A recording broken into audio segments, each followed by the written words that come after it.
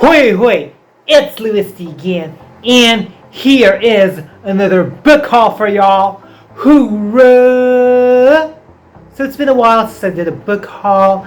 Now, I think the last time I did this was like about a year ago, I think. Maybe, probably, but it's been a while, I'm pretty sure. This is just filled with books that I randomly purchased and a book that I borrowed from one of my colleagues slash friend.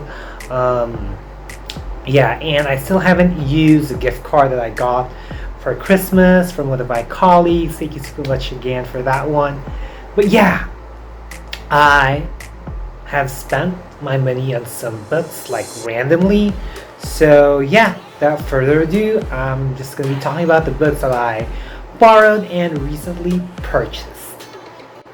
Actually, I stand corrected. Some of these books I purchased months ago, so they're not exactly like really recent. But anyway, let's begin first with the book that I borrowed from my friend Ashera. She lent me Yellowface by R.F. Kuang. Now, I read Babel and I really enjoyed it. Maybe that's because of the language aspect of it. It's a pretty interesting combination of like languages, academia, and like silver bars as like some sort of an alchemy of it. Kind of like a pretty interesting one. I'm going to be putting down the reading vlog of Babel that I filmed in the description box, but I think this book deals with like, like this author that kind of impersonated herself as an Asian author. And I've been, hearing a lot of like conversations, been seeing it all around, whether it is in booktube or booktalk or bookstagram, and it's being talked about a lot. And I'm definitely curious about what are my thoughts going to be, what are the thoughts going to make me like contemplate, what's going to like spark in my head. Thought-provoking books are my thing. And I noticed that my friend like put a lot of tabs here. It's kind of guitar, y'all.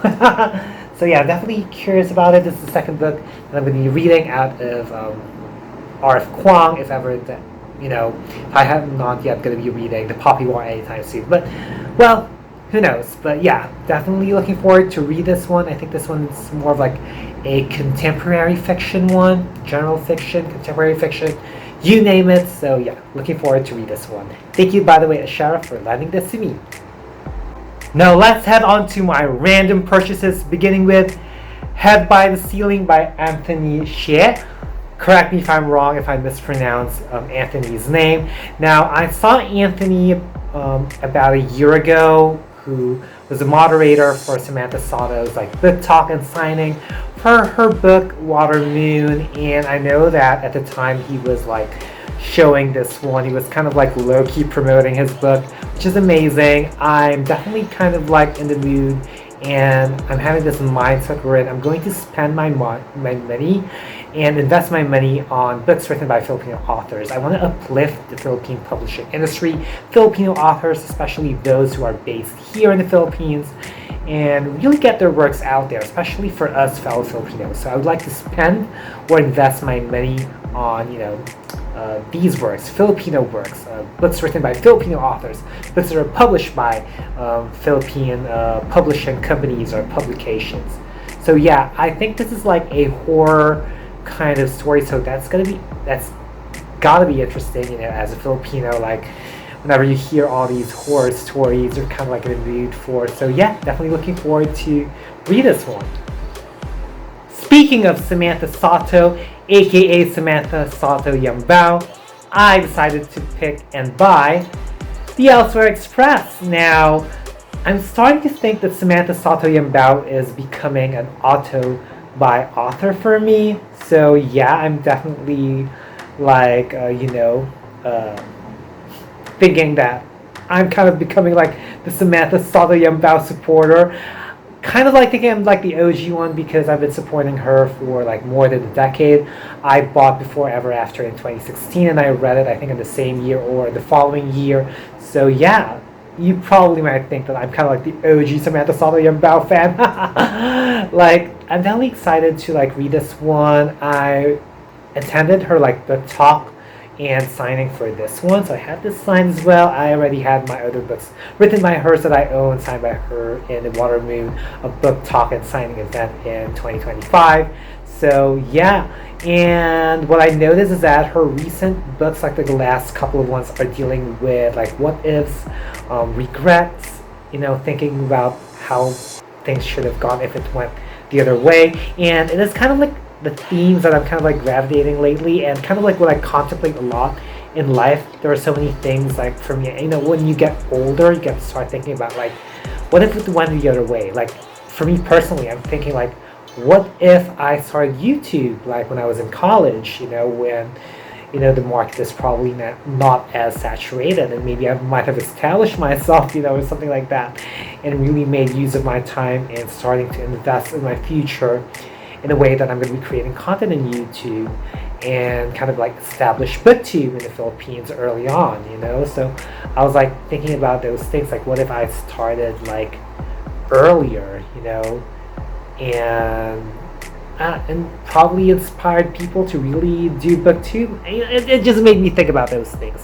Whenever I think about what ifs, especially specifically like in terms of like, content creation. So I'm looking forward to this one. And interestingly, when I attended like the book talk and signing, I rode a train, which, there's a train here. I think this is a train. Yeah, this is a train. It does look like a, for some reason, looking at it at the far, it does kind of look like a lighthouse. But as you can see, there are tracks, and that's the train, okay? Like the train that still uses coal, not like the electricity-made one, like the MRT or LRT here in the Philippines. So yeah, excited to read this one. I know that she's going to like really hit it for me, because like she talks about books like in enchanting, yet the themes are heavy, which I found out in the book talk why she would do that, which is which is really amazing. And I love her advice about balancing characterization and like the setting and all the other elements of a story. That was genius, Samantha. And yeah, I found out that we live in the same city. A lot of things that I discovered during that day. And yeah, so also like she talks about like her themes are usually magical realism, which is kind of like fantasy, could be cozy, but it could be kind of like fantastical, yet not like overly jarring, kind of like it's not overly bearing, which is like an amazing technique for an author to be able to write. Now, before I attended my year-end party for work, I decided to pass by Mitsukoshi BGC because I know that they have a fully booked Kinokuniya branch there, which is amazing, really cool. I think that is the first branch of like fully booked with their collaboration or partnership with Kinokuniya. And yeah, I decided to pass by and see what do they have there and what would be like the books that I can buy and probably own. And I found a couple of them. First would have to be Amari and the Despicable Wonders by B.B. Alston. Now this is the third book in the Supernatural Investigators or Investigation series. Now I read Amari the Great Game and I enjoyed it. I've been enjoying the series so far, so hopefully it continually progresses. I like Amari and the Night Brothers a little bit more compared to Amari the Great Game. Hopefully it's not going to go in a descending trend. Hopefully I would still like it, but if ever it's a descending trend, hopefully I would still enjoy. I'm definitely looking forward about what's going to happen next, especially when it comes to Amari's brother waking up. Definitely looking forward what's going to happen next, what are going to be the next adventures, and I'm pretty sure this is like Dylan's sister, so definitely looking forward. Lara. To be fair, I remember the characters' names, which is amazing because, or like at least some of them. That means that the book has impact, which is really cool, and I'm looking forward to continue the series. And then I thought this was the only one that I'm going to buy. Suddenly, I decided to take a risk. I do not have yet the second book in the Tristan Strong series. I'm still trying to look for like a paperback, like a trade or mass market paperback of it. The one that's kind of like a bit of a smaller size, and I'm still having a hard time looking for it. And I'm thinking about like maybe I should just like do a special order of it one day. Yeah, but I decided to take a risk and already purchase the third book, which is Tristan Strong Keeps Punching by Kwame Balia. It will take me a while for me to read this one because I still do not have like the second book. Hopefully I get to own it soon so that I can continue reading the series. And I want it to be this size. I'm kind of like particular with the formats of my books, so hopefully I'll be able to find like the second book at this same exact size. So hopefully I do. Fingers crossed. Prayers please. Or whatever way you try to tell any sort of divine or unexplainable intervention. If you watched my non-bookish vlogs or like my day in my life vlogs and my Makati adventures, which sometimes they include some bookstore adventures, if you watched that, y'all know I passed by a book sales branch in Makati Cinema Square because it has a reputation that it has like a very good selection. And I kind of like, I think, asked in that vlog, if I'm not mistaken, if like, did I buy a book in that branch?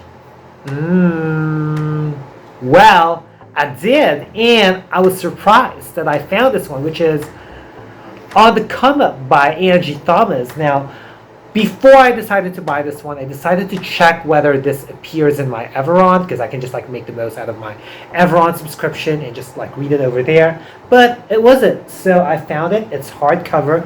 It only costs 160 pesos, which is like roughly like $3, in Australian. Oh, no, not Australian. I meant US dollars. Sorry, got used to saying Australian because, it's kind of like my work, Australian shift, supporting Australian clients. So yeah, as you can see, it's 160, and if you convert it to US dollars, it's like less than $3. So that is definitely a deal, a steal, a deal, I think people from the US can relate to that.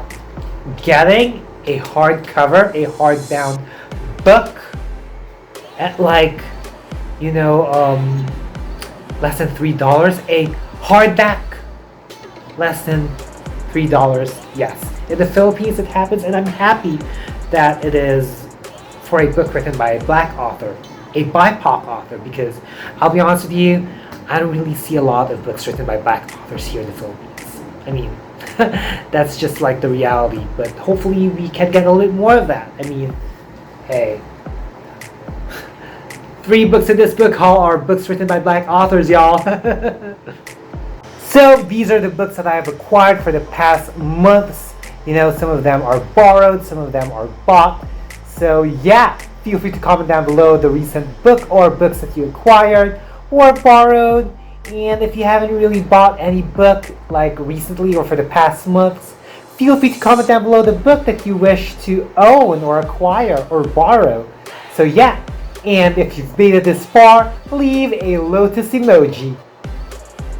So I hope you folks liked this video. If you did, be sure to give it a thumbs up. Also, click that subscribe button and hit that little bell icon somewhere down there to keep yourselves posted about my videos. And also put down links and handles on my social media accounts, so feel free to check me out and follow me there and support me there as well. As always, thank you so much for watching. Always be thankful and unleash the reader in you.